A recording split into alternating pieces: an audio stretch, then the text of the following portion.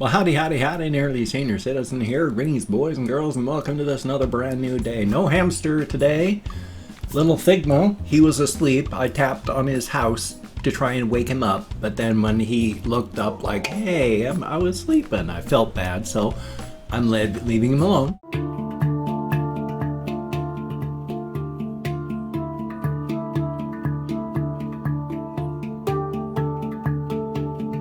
Just letting him sleep. And then Gojira, she had not filled in her mason jar with bedding. She had just covered up the entrance and then I guess forgot that it was there. And then she buried the jar.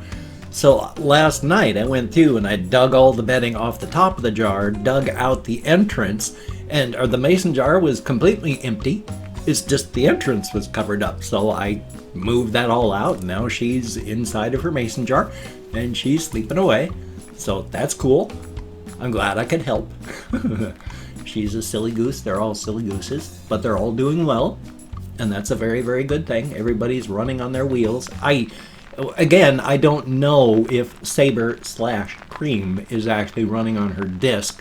That has a much different, nearly silent sound, so don't know. Hopefully she is. And then I want to get a wheel for her. I just don't know where to put it because I don't want her getting out of her cage.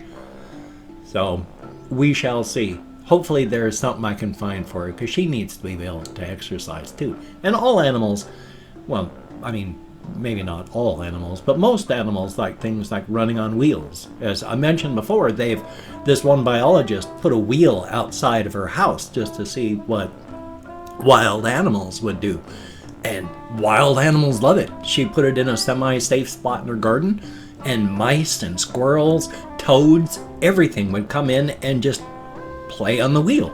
Mice and squirrels would run for a while and then they'd leave to go off out into the wild again.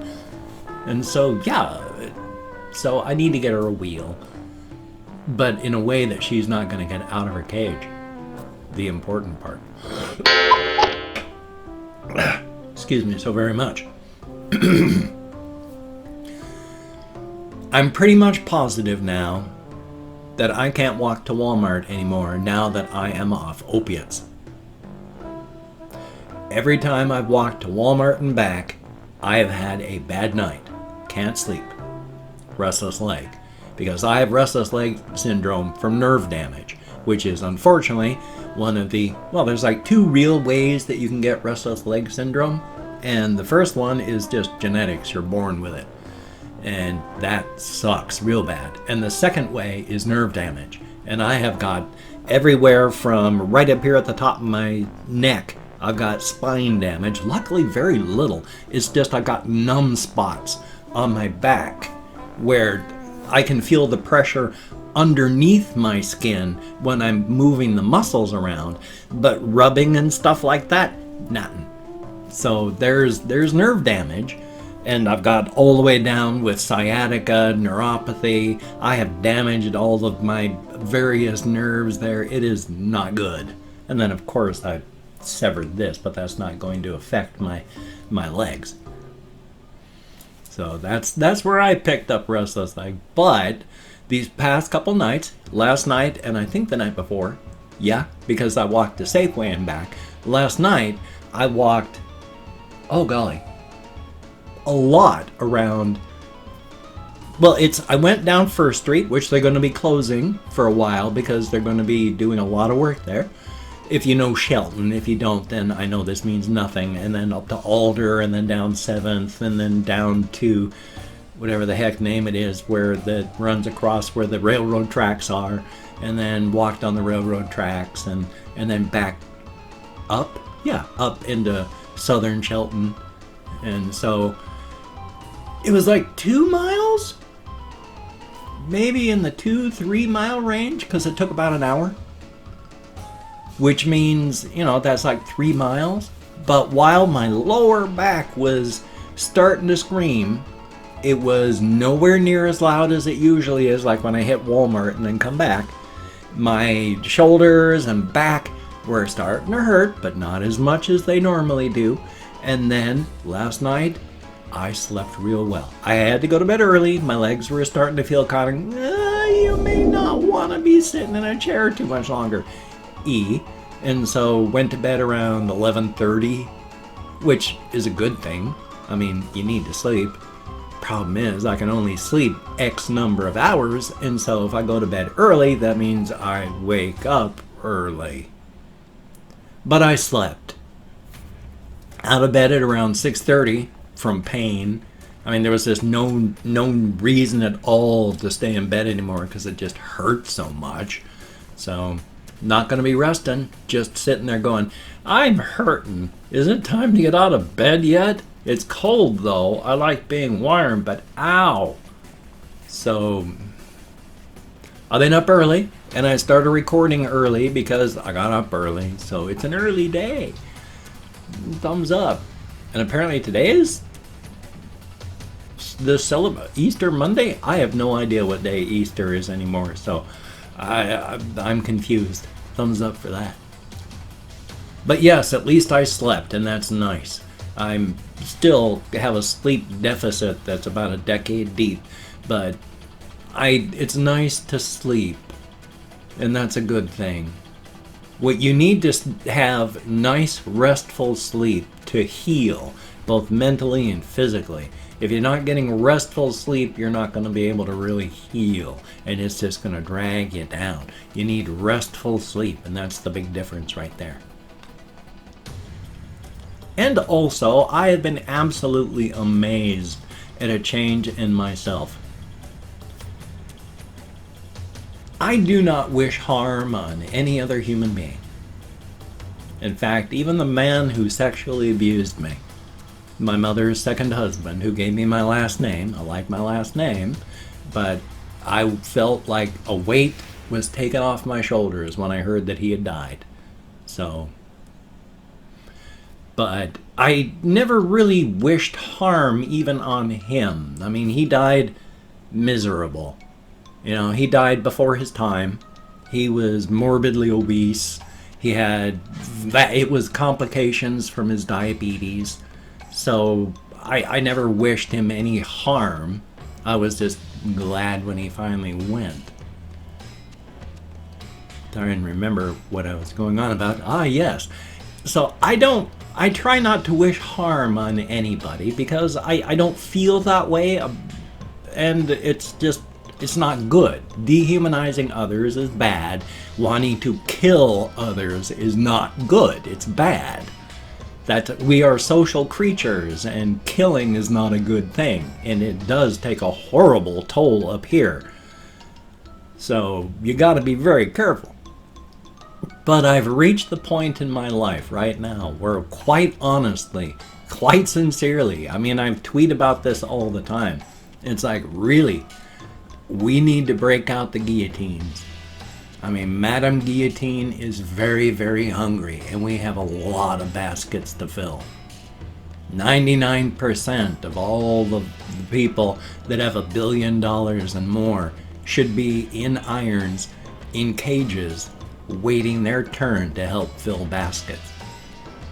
99% of the politicians in places like Washington, D.C.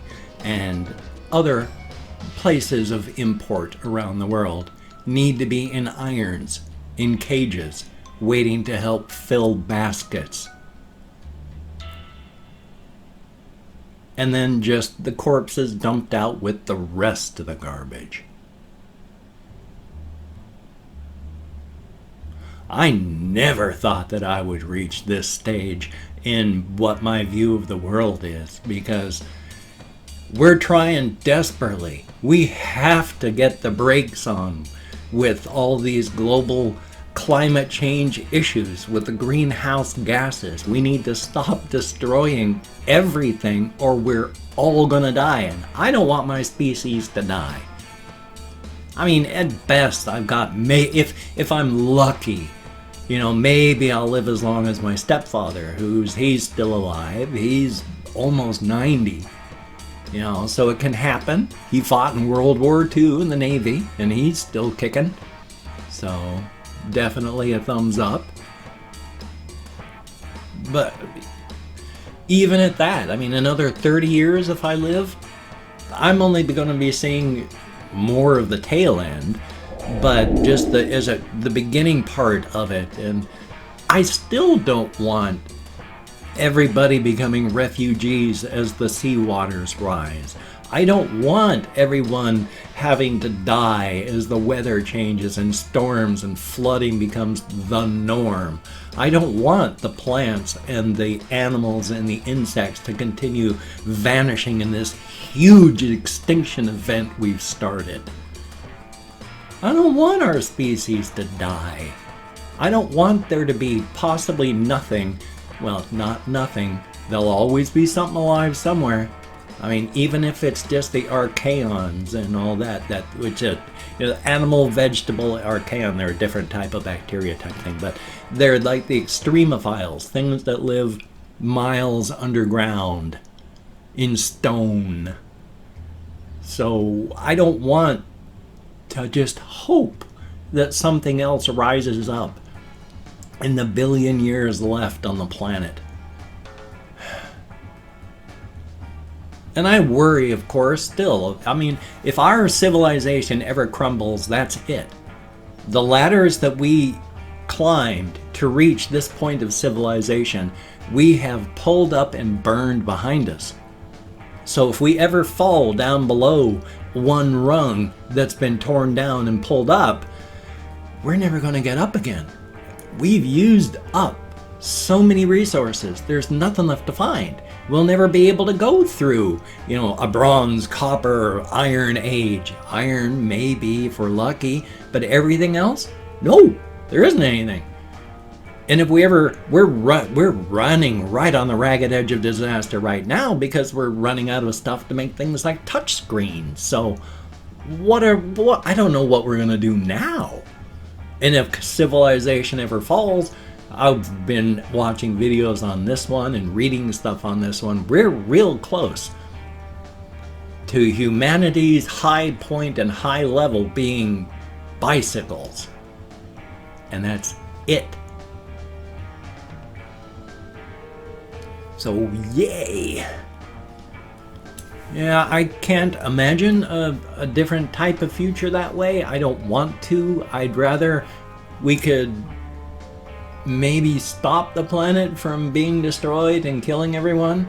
And if we can do that, maybe change our systems so that they aren't cancerous. That would be nice. I would think so anyway. Excuse me.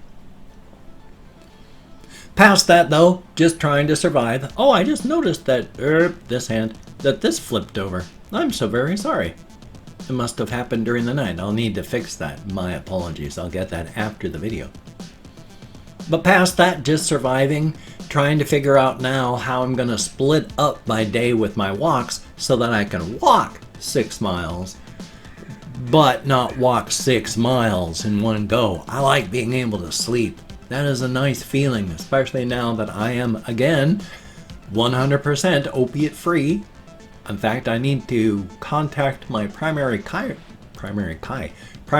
provider and let her know that I have transitioned off of methadone, because she didn't know that I was doing this. I did the going from 5 milligrams daily to 2.5 milligrams daily to I'm done, all on my own without letting my healthcare system know that I was doing this. So I should probably let them know.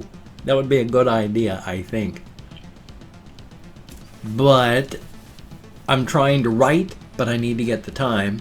And I want to make different types of videos and more of them. I really like making the occasional weird one that I make, with the one where I told a story of sorts about, my beard and my mustache and the Australian town of How's Your Father shown on a map of Ireland. So I really enjoyed doing that one. I want to do more stuff like that, but I also need to walk, which means I need to walk more, just in shorter chunks. And boy, that takes time. It's irritating, especially when the tail end of my day comes up and I start getting where I can't sit in a chair because of my legs. I mean, I got the towel that I'm sitting on to help keep me propped upward a bit so that my chair doesn't dig in the back of my thighs and cause anxiety. So hopefully that'll help, but didn't seem to help too much last night, so we shall see. Anyway, though, I've opened up 24 hours worth of comments in my community tab, and I'm going to go through and thank 20 to 25 people for having left me a comment. I have come to a complete halt. I count in American Sign Language, but that doesn't help a lot. I get lost where I'm going because of my depression, my fibro, so if I lose track of my counting, my apologies. And if I mispronounce a username, no disrespect is intended. I'm an American English speaker, just not good at that sort of thing. And then I think there's another thing, but I can't remember what it is. So let's just get started. Let me call it my crumb. I'm just tugging on my shirt a lot. It's a tiny bit smaller than I like, and so I don't really feel that I got a form that needs fitting to, and it's a bit too form-fitting. With all my loose skin, it just feels uncomfortable. Russian timing, greatly appreciated. Liam Werner, greatly appreciated. Zatan Xavier, thumbs up and thank you. Pandolf, heck of a name, thumbs up. Steezy, greatly appreciated. Chris with an apostrophe, greatly appreciated. Lucian Simon, and Izzy Asamoah, I'm nowhere close, but thank you very, very much. And Ellis Merrick, thank you very much. And Crow, thumbs up and thank you. Cascade Freak, greatly appreciated. Ice Damon, thumbs up. Isaiah Berter, greatly appreciated. Fershie Henderson, thumbs up. And The Supreme Mommy, heck of a name. Kathy Kitscat, greatly appreciated. Thomas S, thumbs up and thank you. Grand Gojira, indeed. And Flamig Burritos, greatly appreciated. Callum Burles, thumbs up and thank you. iToxic KM, thumbs up.